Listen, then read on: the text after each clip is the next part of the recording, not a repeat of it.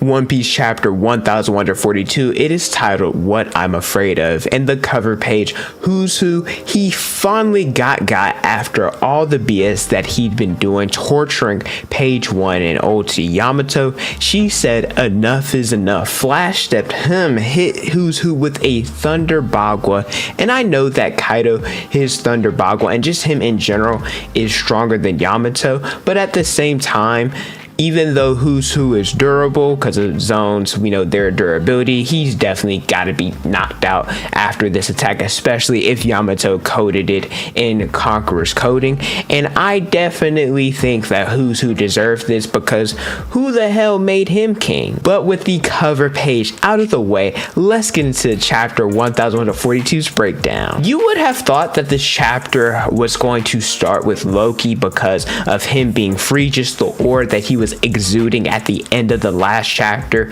However, Oda, he loves to blue ball us, so there was barely anything regarding Loki in this chapter. The chapter starts off with the children who are in an uproar. They're screaming, hollering, calling out to the teacher because there is a huge snake in the schoolyard and the kids believe that it's the Jormungandr. I thought that sounded familiar, and I made a video about it previously, and it was. I speculated, and of course with other fruits and probably other One Piece content creators as well, how the Jormungandr could have been a potential devil fruit ability or a zone based off of the fruit that Loki had eaten. There are also other ancient creatures from Norse mythology that were talked about and revealed later in the chapter, so I'm not necessarily going to go deeply into the importance of the Jormungandr, especially because there's not a person who has the powers from a devil fruit. But if you guys are just Norse mythology or history junkies,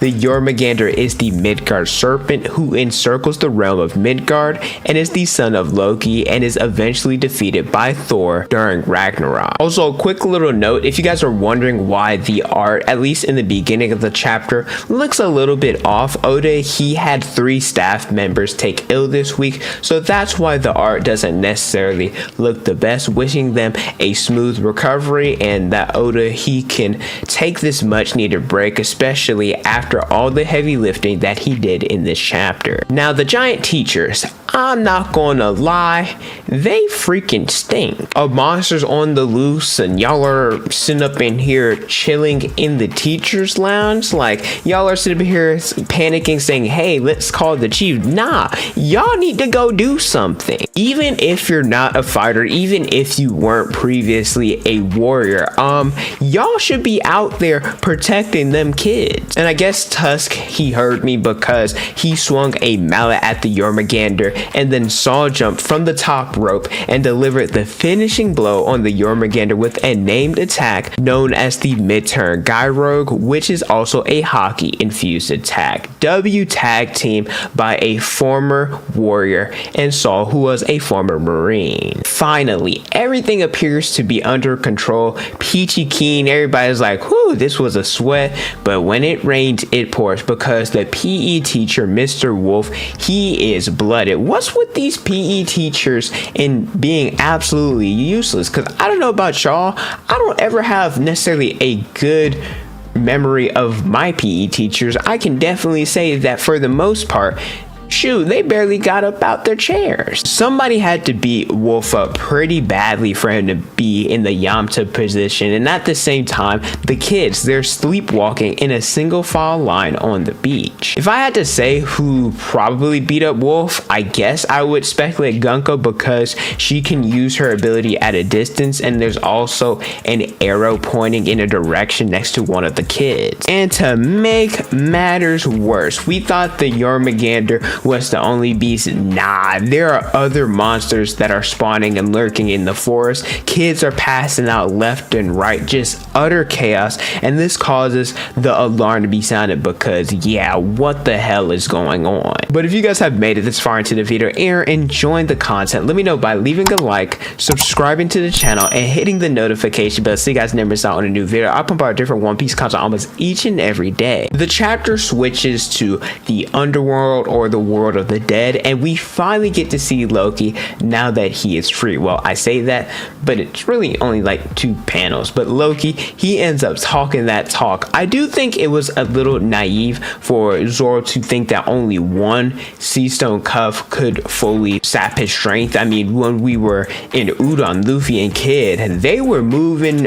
pretty well for them to be hindered by the cuff. And with Loki having ancient giant blood, it's not shocking to me that even though he's not 100%, he's definitely still strong enough to move and wield Ragnir. I do like the panel of Loki standing holding Ragnir in front of the monster trio. It's giving aura, especially because we know these 3 fear no one. I do wish that Hajruden wasn't here because he kind of ruins the panel just a little bit, especially because he has piss running down his leg. Loki knows that some issues happening at Elbaph because, well, he just had encountered with said individuals, and so Loki, even in this state, even battered, bruised, everything that he went through, he is far from helpless. And I'm not gonna lie, the aura got me. If someone were to say something like that, I would have freed him on the spot. Just a bunch of dilly-dallying because he hasn't been let free yet. So Loki, he's like, all right,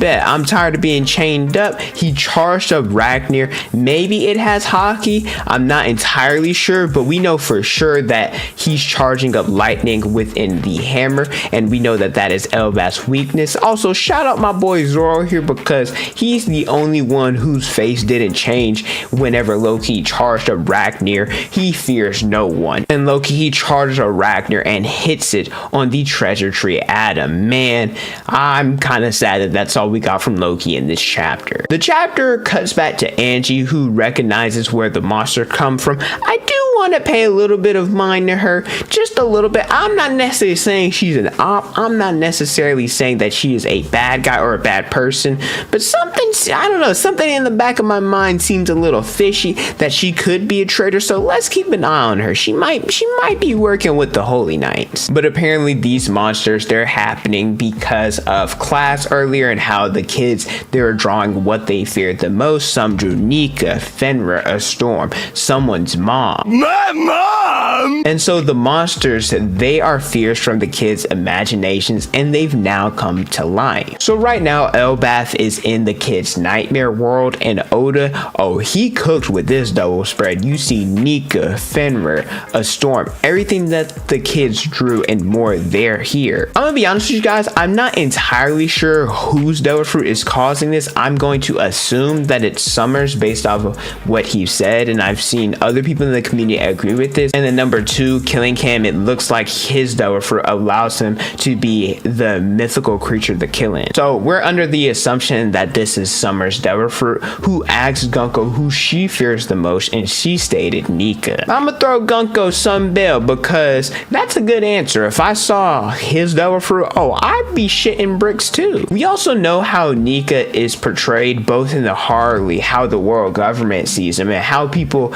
of the world see him, how there's so many different iterations and misinterpretations about Nika is, and that nobody really knows the truth aside from Emu, the Roger Pirates, and anyone who knows the missing history. I also didn't mention this in my review because I didn't think about it until now, but it looks like Shamrock, he didn't make an appearance in this chapter, so maybe that means that he's officially left and went back to marry Jawa, and I have to say, that's whack. It's very whack. I really wish and really hope that Shamrock ends up returning because we need to see the Luffy Shamrock interaction as well as Loki. After the hell that he went through, he needs to spin the block. There are some crazy parallels that happened in Road's room with Luffy defeating the Hillmagander and how they talked about the danger of the fire spreading. Everything that happened there was just on a smaller scale to what is currently happening in Elbaph. But thank you guys so much for watching. Let me know how you guys feel about this chapter in the comment section below. Don't forget to like, comment, and subscribe. Hit the notification bell so you guys never miss out on a new video from my Instagram, Twitter, and TikTok is on the screen